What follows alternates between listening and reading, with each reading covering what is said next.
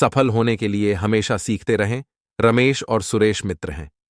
दोनों ने एक साथ अपना अपना काम शुरू किया। दोनों मित्रों का व्यापार खूब चला। कुछ समय बाद रमेश ने सोचा कि अब मेरा व्यापार चल पड़ा है, मैं तरक्की करता चला जाऊंगा, इसलिए अब मुझे इस लाइन में कुछ नया सीखने की जरूरत नहीं है। व्यापार में उतार चढ़ाव आते रहते हैं। रमेश के व्यापार में भी ऐसी स्थिति आई और उसे नुकसान झेलना पड़ा।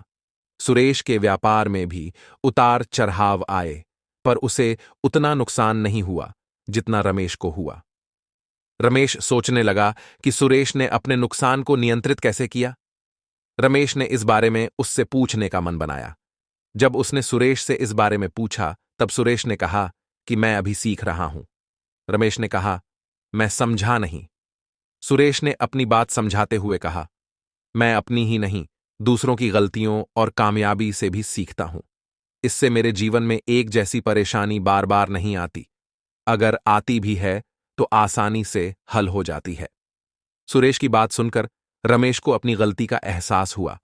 उसे एहसास हुआ कि शुरुआती सफलता के बाद उसने सीखना एकदम छोड़ दिया था। यही वजह है कि अपने व्यापार में होने वाले नुकसान का आकलन वह नहीं कर पाया। जीवन में सफल होने के लिए सीखते रहना जरूरी है। इंसान को हमेशा सीखते रहना चाहिए। इससे उसके भीतर नकारात्मक विचार नहीं आते हैं, बल्कि उसमें सकारात्मक बदलाव आता रहता है और सफलता की सीढ़ियां चढ़ता रहता है।